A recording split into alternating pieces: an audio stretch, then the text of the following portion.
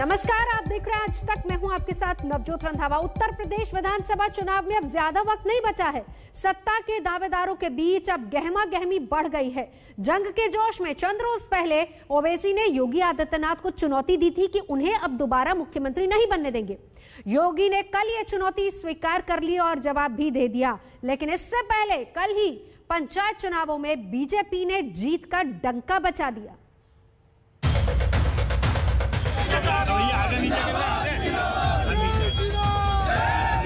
दोबारा योगी को उत्तर प्रदेश का मुख्यमंत्री नहीं बनने देंगे, नहीं बनने देंगे।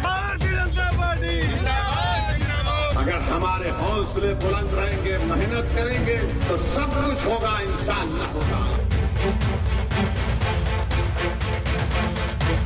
हमारी कोशिश यही है कि दोबारा उत्तर प्रदेश में बीजेपी की सरकार ना बने।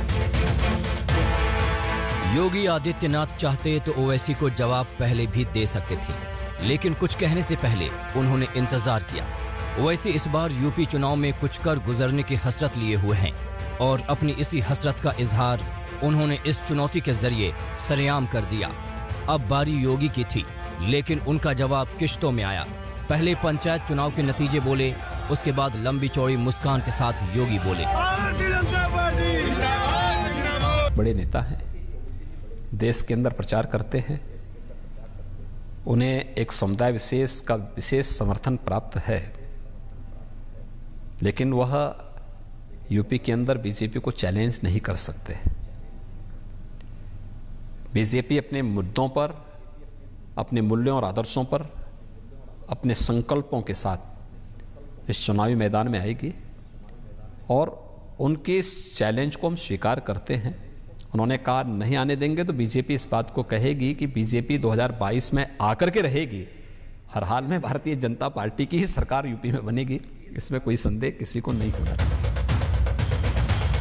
वैसे तो विधानसभा चुनाव की सुगबुगाहट शुरू होने के साथ ही बीजेपी का राज्य और केंद्र स्तर का हर नेता यही दावा करता आया है कि 2022 में यूपी के किले पर फिर से भगवा परचम ही फहराएगा, वो भी योगी की अगुवाई में। लेकिन खुद योगी को शायद कुछ आंकड़ों का इंतजार था जो कल आए। यूपी में 75 जिला पंचायतों में से 67 पर बीजेपी की जीत हुई है। कल 53 सीटों पर हुई वोटिंग में 46 पर बीजेपी जीती। इससे 21 सीटों पर बीजेपी निर्विरोध जीत चुकी है। बीजेपी की सबसे निकटतम प्रतिद्वंद्वी समाजवादी पार्टी को सिर्फ 5 सीटें मिली हैं। अगले साल होने वाले विधानसभा चुनाव से पहले हुआ ये सियासी मुकाबला आखिरी बड़े चुनाव हैं, लिहाजा बीजेपी और योगी आदित्यनाथ इसे लखनऊ की सत्ता के सेमीफाइनल का दर्जा दे रहे हैं। 7 वर्षों के दौरान केंद्र सरकार के द्वारा और पिछले 4-4.5 वर्ष के दौरान प्रदेश सरकार के द्वारा जो कार्य किए गए हैं, ये जनता के सामने है। जनता ने उसे स्वीकारा है। पंचायत चुनाव के परिणाम के साथ साथ 2022 के चुनाव परिणाम भी इसी तर्ज पर आएंगे, इसमें अब कोई संदेह नहीं होना चाहिए। दूसरी तरफ ओवैसी हैं जो अपनी खास शैली की राजनीति के लिए पहचाने जाते हैं। हैदराबाद से शुरू हुआ उनका सियासी लश्कर महाराष्ट्र, बिहार और बंगाल होते हुए यूपी में यलगार के लिए बेकरार है। वार को धारदार बनाने के लिए वो बीजेपी के पुराने सहयोगी ओम प्रकाश राजभर और कई छोटी पार्टियों के साथ घेराबंदी कर रहे हैं और विरोधी खेमे में हड़कंप मचाने की नीयत से उन्होंने पहला वार सीधे सेनापति पर ही कर दिया है। हालांकि बीजेपी इसे मुंगेरी लाल के हसीन सपने से ज्यादा अहमियत नहीं दे रही है। ओवैसी देश के सामाजिक समरसता को खत्म करना चाहते हैं, लोगों में जाकर के भ्रम फैलाते हैं और उत्तर प्रदेश में योगी की सरकार बनेगी। मुंगेरी लाल के हसीन सपने में जिनको जीना है वो जिए। ओवैसी की चुनौती का एक पहलू और भी है। उन पर हमेशा ये आरोप लगते रहे हैं कि वो बीजेपी की बी टीम है। इसकी वजह है उनके उकसाने वाले बयान।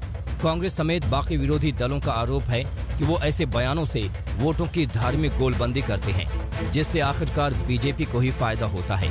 यूपी में ओवैसी की अलगार को भी इसी चश्मे से देखा जा रहा है। ओवैसी साहब का ये जो स्टेटमेंट है, ये योगी जी को मुख्यमंत्री बनाने का है, इसलिए कि 4.5 साल सरकार को गुजरने के बाद यूपी की आम जनता जो सरकार और सरकार के कामों से मायूस है, ख़ास तौर से कोरोना में देख लीजिए यूपी की आवाम का क्या हाल हुआ है।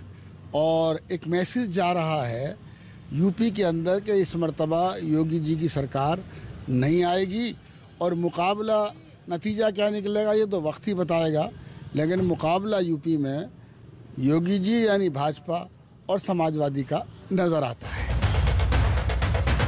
हालांकि यही कोशिश ओवैसी ने बंगाल में भी जोर शोर से की थी, बल्कि वहां के मौलानाओं के साथ मिलकर उन्होंने ममता के मुस्लिम वोट बैंक को तहस नहस करने का भी पूरा चक्रव्यूह तैयार कर लिया था। लेकिन ममता का बाल भी बांका नहीं हुआ और बीजेपी के अरमान भी धरे के धरे रह गए। यानी ये तो साफ है कि राजनीति इतने रटे रटाए समीकरणों से भी नहीं चलती। नेता जनता को कितना भी भरमाए, लेकिन वोट देते वक्त इंसान कुछ तो सोचता है। यानी यूपी में 2022 में क्या होगा, ये यूपी की जनता को तय करना है। चुनौतियां, दावे और नारे तो नेताओं का रोज का काम है। अनिल भारद्वाज और कुमार अभिषेक के साथ आज तक ब्यूरो। तो क्या मान लिया जाए कि पंचायत चुनावों के नतीजे वाकई में आगे होने वाले विधानसभा चुनावों का अक्स है? बीजेपी तो कम से कम यही बता और जता रही है, लेकिन विरोधी पार्टियों का आरोप यह है कि पंचायत के नतीजे चुनाव कम और खेल ज्यादा है। वैसे गौर से देखें तो चुनावी तस्वीर उतनी चमकदार नहीं जितनी पहले नजर में दिखती थी।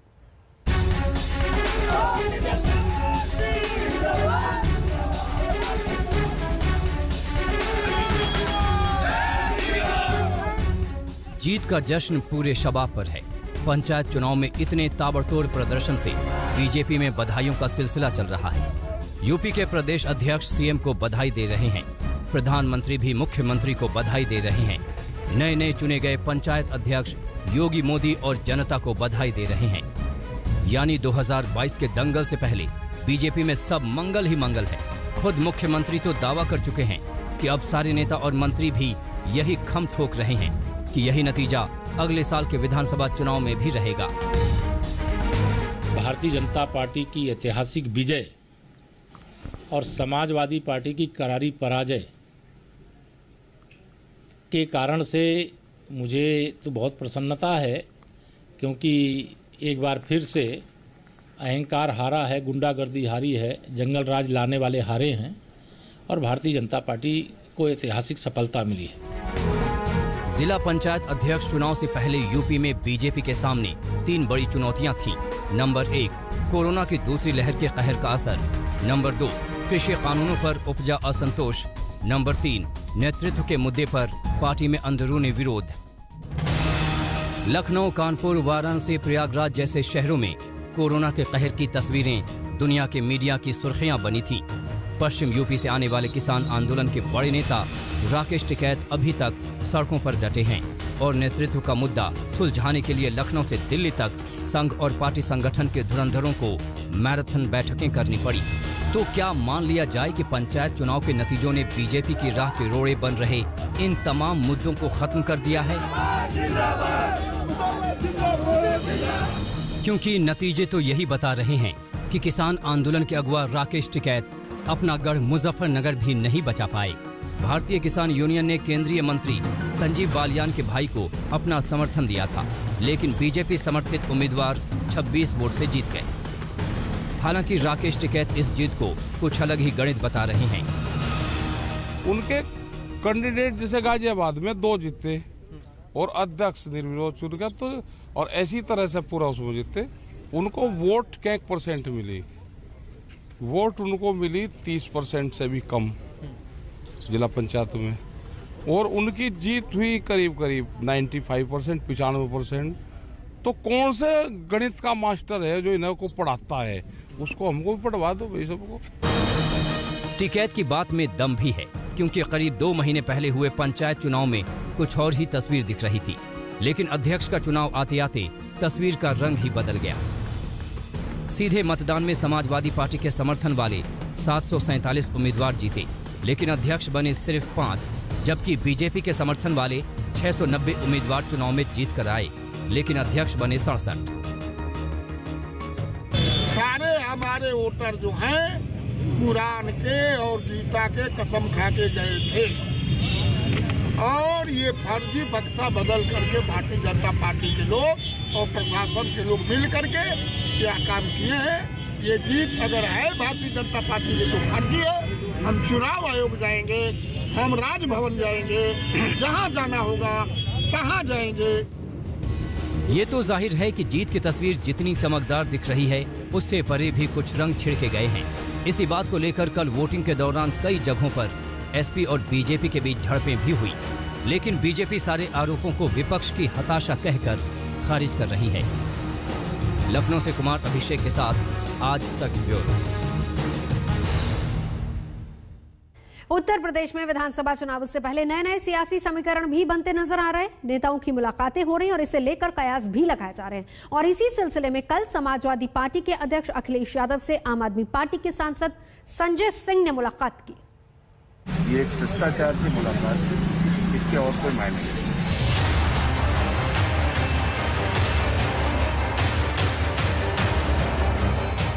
राजनीति में औपचारिक, अनौपचारिक, शिष्टाचार वाली मुलाकातें कहने और सुनने के लिए होती हैं। कायदे की बात यह है कि यूपी में चुनावी गोलबंदी के बीच समाजवादी पार्टी के अध्यक्ष से केजरीवाल के बड़े सिपहसालार की मुलाकात हुई है।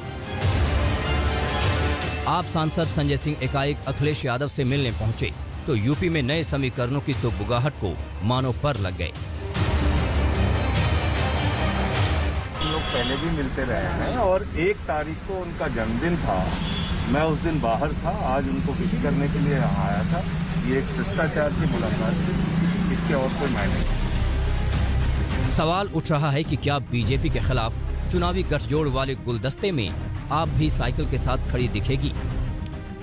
क्या पश्चिम यूपी में अखिलेश यादव ने आम आदमी पार्टी को साथ लेने का मन बना लिया है? क्योंकि अखिलेश पहले ही साफ कर चुके हैं कि यूपी विधानसभा चुनाव में समाजवादी पार्टी किसी बड़े दल से गठजोड़ नहीं करेगी।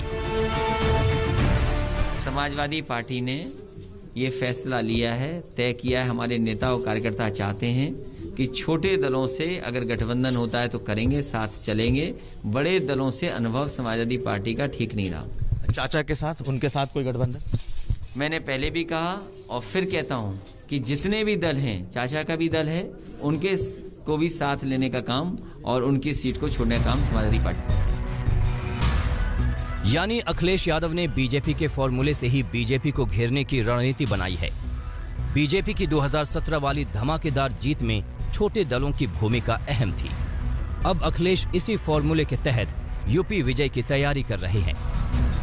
अखिलेश की रणनीति बीजेपी भी समझ रही है और बहुजन समाज पार्टी भी। यही वजह है कि मायावती ने अखिलेश पर तंज कसते हुए ट्वीट किया। समाजवादी पार्टी की घोर स्वार्थी, संकीर्ण और खासकर दलित विरोधी सोच और कार्यशैली के कड़वे अनुभवों तथा इसकी भुक्तभोगी होने के कारण देश की अधिकतर बड़ी पार्टियां चुनाव में इनसे किनारा करना ही ज्यादा बेहतर समझती हैं। इसलिए आगामी यूपी विधानसभा चुनाव में अब ये पार्टी किसी भी बड़ी पार्टी के साथ नहीं बल्कि छोटी पार्टियों के गठबंधन के सहारे ही लड़ेगी। ऐसा कहना और करना सपा की महलाचारी नहीं है तो और क्या है।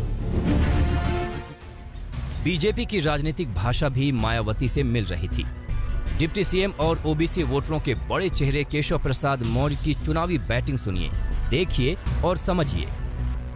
नहीं, निश्चित तौर से समाजवादी पार्टी उत्तर प्रदेश की विरोधी पार्टी है, दलितों की विरोधी पार्टी है, पिछड़ों की विरोधी पार्टी है, आगड़ों की विरोधी पार्टी है। ये किसी की सगी पार्टी है। उत्तर प्रदेश में छोटी पार्टियों की उत्पत्ति जाति के आधार पर ही हुई है और वो वोटों को प्रभावित करती हैं। यही वजह है कि अभी से ही छोटे छोटे दलों को रिझाने, मनाने और अपने अपने खेमे में शामिल करने की दौड़ शुरू हो गई है। बहराइच से बलिया तक पकड़ रखने वाले ओम प्रकाश राजभर अब एक नए समीकरण बैठा रहे हैं। इसमें उनके नए साथी हैं असदुद्दीन ओवैसी। हम 10 लोग मिलकर के भागीदारी संकल्प मोर्चा बनाए हैं और उत्तर प्रदेश की 403 सीट पर हम लोग चुनाव लड़ेंगे और 300 प्लस जीतेंगे भी।